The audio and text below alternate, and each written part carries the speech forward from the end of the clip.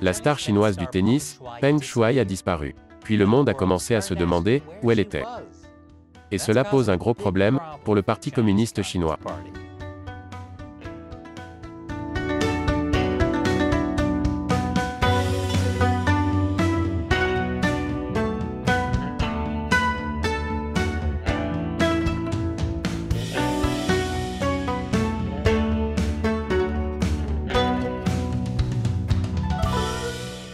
Bienvenue à Chine non censurée. Je suis Chris Chappell. Avant de commencer, au cas où vous ne l'auriez pas entendu, nous avons maintenant des produits Chine non censurée. Si vous souhaitez acheter un t-shirt comme celui-ci, ou certains de nos autres magnifiques t-shirts et tasses, consultez chinauncensored.tv/merchandise, procurez-vous des choses sympas et soutenez l'émission. Et le meilleur, c'est qu'elles ne sont pas fabriquées en Chine. Chaque année, des centaines de milliers de personnes disparaissent en Chine. Ils disparaissent dans les prisons et les centres de détention, les camps de concentration, les centres de rééducation, les prisons secrètes et les assignations à résidence. Parfois, quelqu'un disparaît d'une manière qui attire l'attention. Assez d'attention pour causer un problème au Parti communiste chinois. C'est ce qui est arrivé à la star du tennis et ancienne athlète olympique Peng Shuai. Je vous ai dit qu'il y a plusieurs semaines que Peng a accusé un ancien haut dirigeant d'agression sexuelle. Ce leader était l'ancien vice-premier ministre, Zhang Gaoli. Il était membre du comité permanent du Politburo, le petit groupe d'hommes au plus haut niveau du Parti communiste. Comme je l'ai dit plus tôt, Zhang est également membre de la faction politique de Jiang Zemin, ancien chef et crapaud ratatiné. Peng a accusé Zhang de l'avoir forcé à avoir des relations sexuelles en 2018. C'est après qu'il se soit déjà retiré du comité permanent. Mais c'était toujours une accusation incroyablement sensible sur le plan politique. Si sensible que son message original sur la plateforme de médias sociaux chinois Weibo a été rapidement censuré. Le nom de Peng et même le mot tennis ont été censurés sur Internet chinois. Après son accusation, Peng a disparu de la scène publique pendant des semaines. Et puis, les gens ont commencé à se demander où est Peng Shuai, y compris l'association féminine de tennis, la WTA. La WTA est allée encore plus loin, appelant à une enquête complète et transparente sur les allégations d'agression sexuelle de Peng, et a même menacé de se retirer complètement de Chine. Et d'énormes stars du tennis ont commencé à parler de Peng Shuai, de Naomi Osaka à Serena Williams, de Roger Federer à Rafael Nadal.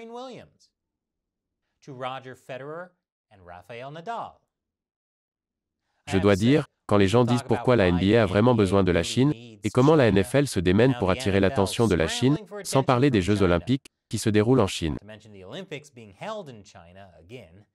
Encore une fois, je ne m'attendais pas à ce que le tennis soit le sport qui se dresse contre le Parti communiste chinois, bien que pour être juste, les joueurs de tennis ne manquent pas d'air.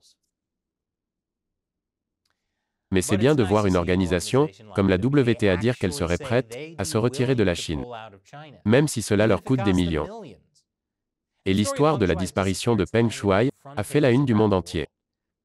Les gens ont appelé au boycott des Jeux olympiques d'hiver de Pékin, y compris le joueur NBA, Enes Kanter. Même la Maison-Blanche a demandé une enquête sur les allégations de Peng Shuai. En réponse, la machine de propagande du régime chinois a cherché à rassurer le monde que Peng Shuai allait très bien, merci. Et les résultats étaient hilarants, d'une manière profondément troublante. Je vais vous montrer pourquoi, après la pause. Bienvenue. Le Parti communiste chinois ne s'attendait probablement pas à ce que le monde prête beaucoup d'attention à la disparition de Peng Shuai.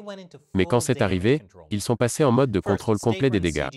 Premièrement, la CGTN, gérée par l'État, a publié un email prétendument de Peng au chef de la WTA, disant qu'elle n'était pas portée disparue ou en danger, qu'elle se reposait simplement. Oh, et ces allégations d'agression sexuelle ne sont pas vraies non plus. Les allégations d'agression sexuelle qu'elle avait publiées sur son propre compte de médias sociaux. Totalement pas vrai. Ouais, Peng Shuai va bien. Elle se repose juste, vous savez, se languit des fjords. Lorsque l'email de CGTN n'a réussi à convaincre personne, un employé des médias d'État a publié des photos de Peng Shuai qui provenaient soi-disant de son compte WeChat. La troisième photo en particulier a beaucoup attiré l'attention, puisqu'elle tient un panda kung-fu devant une photo d'elle avec Winnie l'ourson. Qu'est-ce que ça veut dire?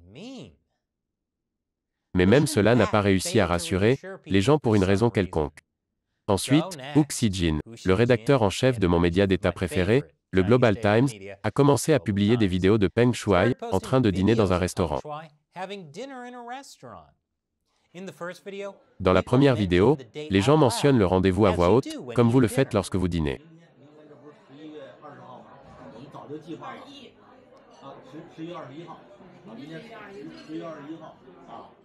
Dans la deuxième vidéo, la date est écrite sur la porte, ce qui est normal dans les restaurants. Je suis juste surpris que Hu Xijin n'ait pas montré non plus de photos de Peng Shuai en train de lire le journal. Mais le lendemain, Hu a publié des vidéos de Peng Shuai en train de signer des autographes lors d'un match de tennis pour les jeunes. Voyez-vous, elle est là, souriante, en public. Si quelqu'un s'inquiète toujours pour la sécurité de Peng, c'est clairement parce que ce sont des gens sombres et tordus qui vivent dans des pays terribles. Cela n'a rien à voir avec la longue histoire du régime chinois, de disparition et de réapparition de personnes. Et enfin, le président du Comité international olympique a pu avoir un appel vidéo avec Peng. Et elle allait bien, regardez-la, souriante. Clairement, tout va bien. Maintenant, pourquoi Peng a-t-elle eu un appel avec le CIO, et non avec la WTA, qui a toujours exigé de pouvoir lui parler directement? Est-ce parce que le CIO veut vraiment organiser les Jeux olympiques à Pékin, dans quelques mois, et donc ils ne poseront pas de questions gênantes, comme « Aviez-vous été agressé sexuellement ?» Mais à bien des égards, la propagande du Parti communiste chinois s'est retournée contre lui. Parce que plus ils insistaient sur le fait que Peng allait bien, plus les gens se demandaient si c'était vraiment le cas. Plus après la pause. Bienvenue. Après le tollé général suscité par la disparition de Peng Shuai, le Parti communiste chinois a répondu par une campagne très orchestrée pour montrer que Peng Shuai est en sécurité et libre. Ce n'est pas la première fois qu'ils font quelque chose comme ça. Il s'agit d'un modèle familier. Le régime chinois a une longue histoire de faire taire les dissidents de premier plan et d'effacer les vérités qui dérangent, puis de forcer les opprimés à apparaître sur vidéo pour revenir sur leurs allégations, admettre des crimes ou dire au public qu'ils sont sains et saufs. La réapparition de Peng, sous pression, montre que le Parti communiste chinois l'a sous contrôle, comme on l'appelle en chinois. Elle se conforme. Il n'y a tout simplement aucun moyen de savoir si Peng Shuai est réellement saine et sauve. C'est ainsi que le système fonctionne. Même si Peng quittait la Chine, le Parti communiste pourrait menacer ses amis et ses proches pour la faire taire. Nous avons parlé à de nombreux dissidents chinois qui ont été menacés exactement comme ça. Un signe que Peng n'est pas vraiment libre. Les nouvelles à son sujet sont toujours incroyablement censurées en Chine. Malgré la vague d'inquiétude concernant le bien-être de Madame Peng sur Twitter et d'autres plateformes en ligne, bloquées en Chine, le public chinois a peu de connaissance des discussions. Les médias d'État chinois ont fait une énorme propagande à propos de Peng. Mais tout est sur Twitter, ce qui signifie que c'est pour les étrangers, pas pour les Chinois en Chine, où Twitter est bloqué. Comme certains l'ont souligné, les messages de propagande maladroits du parti ne visent pas réellement à convaincre les gens. Ce qui est bon pour eux, parce qu'ils sont nuls pour ça. D'une certaine manière, leur propagande lamentable est en effet une démonstration du pouvoir de l'État. Cela fonctionne, surtout à l'intérieur de la Chine. Les Chinois savent que le parti ne leur dit pas la vérité, mais ils ont trop peur de dire quoi que ce soit. Malheureusement pour le Parti communiste, cela ne fonctionne pas aussi bien en dehors de la Chine, où les gens n'ont pas été totalement intimidés par le régime chinois. Mais ils y travaillent. Peng Shuai n'est pas la seule disparition et réapparition très médiatisée récemment. L'année dernière, le milliardaire chinois, Jack Ma, a disparu pendant 3 mois, après avoir prononcé un discours critiquant la réglementation gouvernementale.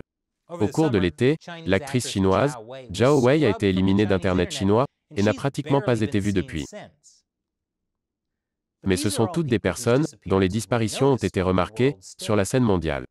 Comme je l'ai dit plus tôt, il y a des centaines de milliers de personnes qui disparaissent en Chine chaque année. Peng Shuai est beaucoup plus chanceuse que, bien que son allégation d'agression sexuelle contre Zhang Gaoli ne fasse probablement jamais l'objet d'une enquête. À moins que le dirigeant chinois, Xi Jinping, n'ait besoin de se débarrasser de Zhang pour une autre raison. Mais Peng est probablement protégée de l'emprisonnement par le fait que le reste du monde fait attention à savoir si elle va bien. C'est quelque chose que la plupart des gens en Chine n'ont pas. Après que leur campagne de propagande se soit retournée contre eux, le Parti communiste chinois se concentre maintenant sur le changement du récit. Il détourne l'accusation d'agression sexuelle initiale de Peng et parle plutôt de gouvernements étrangers qui exagèrent méchamment le problème. Regardez tous ces pays étrangers méchants, utilisant Peng Shuai pour attaquer la pauvre Chine sans défense. Rappelons-nous tous qui est la vraie victime ici, les gens. Et maintenant, il est temps pour moi de répondre à une question d'un fan qui soutient Chine non censurée sur le site de financement participatif Patreon ou la communauté d'abonnement Locals. Timuka Venable demande, ma question est la suivante. Pensez-vous qu'en regardant en arrière, le PCC regrettera l'utilisation de son approche brutale avec Hong Kong, car cela signifie finalement que les gens peuvent les voir pour ce qu'ils sont vraiment. Ils ne tiennent pas leurs promesses, ne respectent pas les traités internationaux qu'ils ont eux-mêmes proposés, et qu'ils ne peuvent plus essayer de vendre un pays deux systèmes comme une option viable pour Taïwan. Ce que vous avez dit à propos des résultats de l'approche brutale du Parti communiste chinois est tout à fait exact. Le traitement qu'ils ont réservé à Hong Kong a ouvert les yeux de nombreuses personnes. Et cela a également incité les gouvernements du monde entier à s'opposer au Parti communiste. Et comme Shelley, Matt et moi l'avons découvert, lorsque nous nous sommes rendus à Taïwan, pour couvrir l'élection présidentielle de janvier 2020, ce qui s'est passé à Hong Kong a définitivement affecté la façon dont les gens ont voté. Le Parti communiste chinois a donc pris le contrôle de Hong Kong, mais cela s'est retourné contre lui de bien des façons. Alors est-ce qu'il le regrette, Timuka? Eh bien, si le parti devait tout recommencer, ils feraient exactement la même chose. Ils le doivent. Leur système donne la priorité au contrôle sur tout le reste. Après que des millions de personnes ont défilé dans la rue contre leur régime, le Parti communiste a vu Hong Kong comme une menace. Ils ne pouvaient pas tolérer de laisser Hong Kong libre. Peu importe l'ampleur des dommages causés à leur réputation, peu importe à quel point cela a affecté négativement leurs ambitions mondiales. Ils devaient contrôler Hong Kong avant tout. D'une certaine façon, c'est pareil à ce que nous avons dit au sujet de la façon dont les gens disparaissent. Ne vaudrait-il pas mieux pour eux d'arrêter de contrôler Peng Shuai au lieu de redoubler d'efforts dans cette propagande maladroite, montrant qu'elle va tout à fait bien? Mais c'est la seule façon pour le parti de gérer ça. Le Parti communiste chinois ne peut jamais reculer. Ils pensent que cela les rendrait faibles et saperait leur pouvoir. C'est pourquoi ils préfèrent tirer sur les gens dans les rues de Pékin plutôt que d'accepter une réforme politique. Merci pour votre question, Timuka, et pour avoir soutenu Chine non censurée. Et si vous souhaitez que je réponde à votre question sur l'émission, rejoignez-nous sur Patreon ou Locals. Encore une fois, je suis Chris Chappell. Merci d'avoir regardé Chine non censurée.